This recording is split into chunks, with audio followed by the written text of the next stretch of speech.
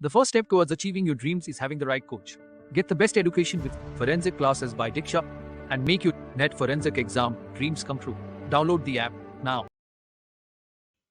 Hello everyone, welcome to today's class. And आज की class में हम पढ़ रहे हैं life cycle of erythrocytes. So erythrocytes की लाइफ साइकिल कैसे होती है, कैसे रेड ब्लड सेल बनती है और कैसे खत्म होती है, ये हम आज की क्लास में पढ़ेंगे। हमें जूनियर क्लासेस से ये पता है कि रेड ब्लड सेल का लाइफ स्पैन होता है 120 डेज का। कितने दिन का? 120 डेज का लाइफ स्पैन होता है। तो ये लाइफ साइकिल हम पढ़ने वाले हैं। And erythrocytes are nothing but red blood cells, RBCs को ही हम erythrocytes बोलते हैं, है ना, एक और नाम है उनका। So let's start today's class with the topic life cycle of red blood cells. So in human beings, red blood cells are formed by a process known as erythropoiesis. So इसका जो टर्म ओरिजिन है वो Greek origin है। इसका मतलब होता है red, erythro का मतलब होता है रेड एंड पोएसिस का मतलब होता है ओरिजिन या formation. Let's say formation. So formation of red coloured substance हम कह सकते हैं, बिकॉज रेड ब्लड सेल्स हम इसी वजह से कहते हैं, ये सेल्स का कलर जो है वो रेड होता है। एंड हमने इसी वजह से इस प्रोसेस को इरिथ्रोपाइसिस या इरिथ्रोपोइसिस, जिस भी तरीके से आप इसे बोलते हैं, आप बोल सकते हैं। So erythropoiesis is a process in which red blood cells बनती हैं। These red blood cells are being formed. They are formed from the stem cells. अब जितनी भी सेल्स है हमारी बॉडी में वो स्टेम सेल्स से ही बनती है। अब याद करो, जब कोई भी न्यूबॉर्न बेबी स्ट्रक्चर गेन करता है तो 3 लेयर होती है, एंडोडर्म, एक्टोडर्म एंड मीजोडर्म। इन्हीं स्टेम सेल से, इन्हीं लेयर से सारा का सारा स्ट्रक्चर क्रिएट होता है। तो जो रेड ब्लड सेल है वो भी स्टेम सेल से जनरेट होती है। उस स्टेम सेल का नाम भी हम पढ़ेंगे, डिटेल से पढ़ेंगे in upcoming slides. Okay, so which matures into a red blood cell. सो एक स्टेम सेल है। अभी एक आइडिया समझो कि स्टेम सेल है, स्टेम सेल से मैच्योर होके रेड ब्लड सेल में हमारी इरिथ्रोसाइट्स कन्वर्ट होती है। ओके, कितने टाइम में? About 1 week. सो 1 वीक में जो हमारी रेड ब्लड सेल की स्टेम सेल है वो मैच्योर होके कन्वर्ट हो जाती है इनटू आरबीसी, या फिर हम इरिथ्रोसाइट उसे कह सकते हैं। Once they are verge of their lifespan, they are removed from the circulation. So जैसे मैंने बोला, it's about 120 days. So जब धीरे धीरे धीरे धीरे लास्ट टाइम आता है उस आरबीसी का, उस सेल का, तो वो क्या होती है? सर्क्यूलेशन से एग्जिट कर जाती है। जितनी भी हमारी रेड ब्लड सेल है प्लाज्मा के साथ, व्हाइट ब्लड सेल के साथ हमारे सर्क्यूलेशन में पार्टिसिपेट करती है। सर्क्यूलेटरी सिस्टम हमने देखा है, हार्ट पंप करने का काम करता है। सो ऑक्सीजनेटेड ब्लड भी और डीऑक्सीजनेटेड ब्लड भी, ये दोनों ही हमारे बॉडी में सर्क्यूलेट होते हैं with the help of a organ, heart. अब तो ये सर्क्यूलेशन हो रहा है, सर्क्यूलेशन से उनको हटना पड़ेगा। सो जैसे ही एक पीक पे ये रेड ब्लड सेल्स पहुंचती है वो सर्क्यूलेशन से हट जाती है। इसके अलावा बहुत सारी ऐसे भी डिजीजेज हैं और long term diseases and short term diseases है जिसमें जो रेड ब्लड सेल है या फिर जो सेल्स है वो रिड्यूस हो जाती है। समटाइम्स हीमोडायलिसिस वाले पेशेंट में भी रेड ब्लड सेल्स का जो काउंट है वो कम हो जाता है। हीमोडायलिसिस क्या है? जिनकी किडनीज प्रॉपरली ब्लड प्योरीफाई नहीं कर सकती, इन सम किडनी डिजीजेस। सो जिनकी भी किडनीज प्रॉपरली वर्क नहीं करती, आपने वर्ड सुना होगा डायलिसिस या dialysis. So dialysis is nothing but haemodialysis. तो हम डायलिसिस में क्या कर रहे हैं? हमारे ब्लड को प्योरीफाई कर रहे हैं। जो हमारा बॉडी सर्क्यूलेशन में ब्लड सर्क्यूलेट हो रहा है वो किडनीज के पास जाता है, किडनीज में फिल्टर होके आता है ना। तो फिल्टरेशन का प्रोसेस वहां पे हो रहा है। तो जिनकी किडनीज वो फिल्टर नहीं कर पाती ब्लड को, हमको वो बाहर फिल्टर करना पड़ता है। And this process is known as haemodialysis. हम ब्लड को डायलिसिस पे कर रहे हैं, मतलब ब्लड को प्योरीफाई कर रहे हैं, that's why it is haemodialysis is like other word for purification we can say. Now ये तो हमने एक ओवरऑल बैकग्राउंड आइडिया ले लिया। अब what is development of erythrocytes. So erythrocytes are formed in red bone marrow. कहाँ पे form होते हैं? Bone marrow. बोन मैरो में एक, for example this is bone and इनके जो यहाँ पे प्लेस होता है, so this is red bone marrow. तो रेड बोन मैरो में रेड ब्लड सेल्स बनती है which is present in the ends of the long bones. कौन कौन से बोन्स में प्रेजेंट होते हैं? लॉन्ग बोन्स में, फ्लैट बोन्स में और इरेग्युलर बोन्स में रेड बोन मैरोज प्रेजेंट होते हैं। और जो ब्लड का फॉर्मेशन है या जो ब्लड बनता है वो यही बोन मैरोज में बनता है। They pass through several stages of development before entering in the blood. तो जो रेड ब्लड सेल्स है, जो सेल है इटसेल्फ वो बहुत सारे स्टेजेस से गुजरती है बिफोर कमिंग इनटू सर्कुलेशन। जैसे आप कॉलेज जाने से पहले अपनी 12th तक की एजुकेशन कंप्लीट करते हैं and then you enter college ideally, है ना। सो ऐसे ही जो रेड ब्लड सेल है वो सर्कुलेशन में एंटर करने से पहले बहुत सारे स्टेजेस से डेवलप होके सर्कुलेशन में एंटर करती है and life span is about 120 days.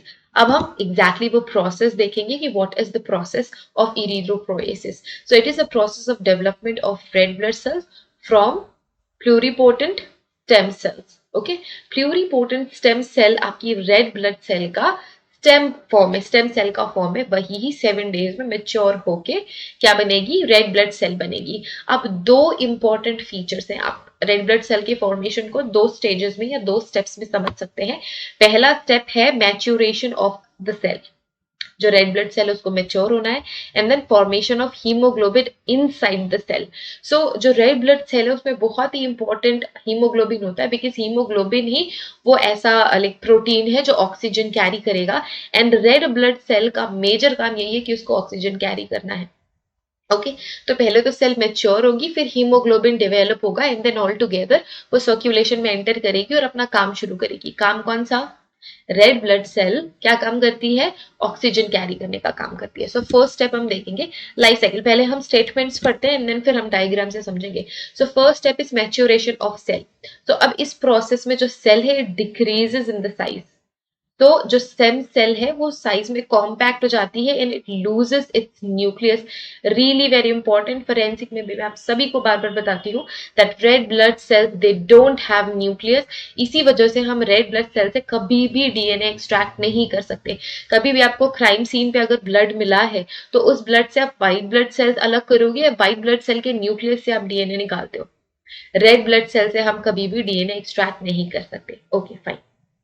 अब जो स्टेम सेल है वो कॉम्पैक्ट फॉर्म में कन्वर्ट होगी, ये अपना न्यूक्लियस लूज करेगी। ठीक है, first important point, these changes depend on specially the presence of vitamin B12। इसी वजह से हमारे बॉडी में विटामिन बहुत ज्यादा इंपॉर्टेंट है, आयरन बहुत ज्यादा इंपॉर्टेंट होता है। अब यहाँ पे क्या हो रहा है, ये जो चेंजेस हो रहे हैं, साइज में रिडक्शन हो रहा है, न्यूक्लियस लूज कर रहे हैं, ये किसके प्रेजेंस में होता है, vitamin B12 and folic acid. Folic acid भी इंपॉर्टेंट है। आप देखोगे जब कभी भी किसी को भी लाइक ब्लड रिलेटेड इश्यूज होते हैं, जैसे कि ब्लड कम है या ब्लड कम बन रहा है, तो डॉक्टर्स उनको क्या सजेस्ट करते हैं, विटामिन B12 या फिर फॉलिक एसिड की कैप्सूल्स या मेडिसिन देते हैं। तो ये सब क्या मदद करते हैं, बॉडी के अंदर रेड ब्लड सेल को बनने में मदद करते हैं। हम ऐसे ही बोलते हैं, राइट। तो आप समझ पाया कि क्यों ऐसा होता है। These are present in sufficient quantity in a normal diet. So किसी की भी नॉर्मल डाइट में जो विटामिन B12 है और जो फॉलिक एसिड है वो सफिशिएंट क्वांटिटी में प्रेजेंट रहता है। और ये कहाँ पे स्टोर होता है, हमारे फेवरेट ऑर्गन लिवर में। That's my favourite organ. मैंने बहुत सारी क्लासेस में बताया that liver is my favourite organ. Okay fine, moving ahead. So कहाँ पे ये स्टोर रहते हैं, ये विटामिन आपके लिवर में स्टोर्ड फॉर्म में रहते हैं। अब क्या होता है, अब्जॉर्प्शन ऑफ B12, हमको अब्जॉर्ब करना पड़ेगा, लिवर से हमको B12 अब्जॉर्ब करना पड़ेगा, and it depends on the glycoprotein called intrinsic factor secreted by parietal cells of gastric glands. अब यहाँ पे देखो, रेड ब्लड सेल बन तो रही है बोन मैरो में, बट कहाँ पे, ये और कौन कौन से ऑर्गन है जो उसकी मदद कर रहे हैं, जो हमारी गैस्ट्रिक ग्लैंड्स है, जो बेसिकली गैस्ट्रिक ग्लैंड्स हम किसे कहते हैं, जो हमारे डाइजेस्टिव सिस्टम में इन्वॉल्व होती है। तो गैस्ट्रिक ग्लैंड एक इंट्रिंसिक फैक्टर रिलीज करता है और एक तरीके का ग्लाइको प्रोटीन है। सो इसके प्रेजेंस में विटामिन B12 अब्सॉर्ब होगी। Together they form intrinsic factor vitamin B12 complex, जिसे हम IFB12 कहते हैं, and that stage is really very important. So during this process, the intestine and intestine bound vitamins is protected from enzymatic digestion. अब जो हमारा stomach होता है वहां पे बहुत सारे एंजाइम्स है, वहां पे बहुत सारे एसिड एल्कली कंटेंट्स होते हैं। सो इसे हमको क्या करना है, हमारे विटामिन्स को और एंजाइम्स को प्रोटेक्ट करना है। सो इसी वजह से जो एंजाइमेटिक डाइजेशन है उससे हमारा विटामिन इसको प्रोटेक्ट करता है, and it is absorb from terminal ileum.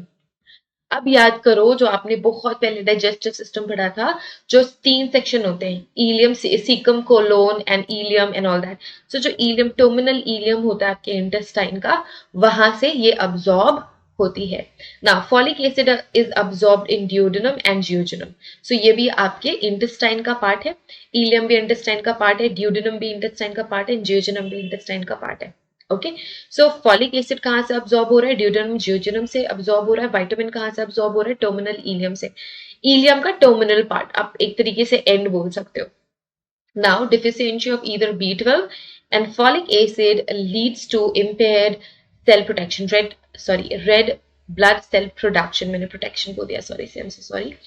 So, अब यहाँ पे अगर किसी भी पर्सन की बॉडी में विटामिन B12 प्रॉपर अमाउंट में नहीं है या फॉलिक एसिड सफिशिएंट अमाउंट में नहीं है, तो जो रेड ब्लड सेल है उसका फॉर्मेशन सही से नहीं होता है, and then they face issues with their circulatory system, like not exactly circulatory system, but अपनी ऑक्सीजन कैरिंग कैपेसिटी थोड़ी सी डिग्रेड हो जाती है, बिकॉज उनकी जो रेड ब्लड सेल्स है ये प्रॉपरली फॉर्म्ड नहीं है। अगर हम कंपेयर करें एक ऐसा पर्सन जिसकी red blood sales particularly perfect है, फाइन है एंड ऑल दैट, और ऐसा कोई पर्सन जिनमें विटामिन फॉलिक एसिड कम है, विटामिन B12 कम है, सो उसमें डीजेनरेटेड, उस पर्सन की बॉडी में डीजेनरेटेड रेड ब्लड सेल्स बनेंगी, और उनकी रेड ब्लड सेल्स बहुत ही ज्यादा वीक होंगी और उनकी ऑक्सीजन कैरिंग कैपेसिटी कम होगी as compare to a healthy person. ठीक है, so this is first step, maturation of cell.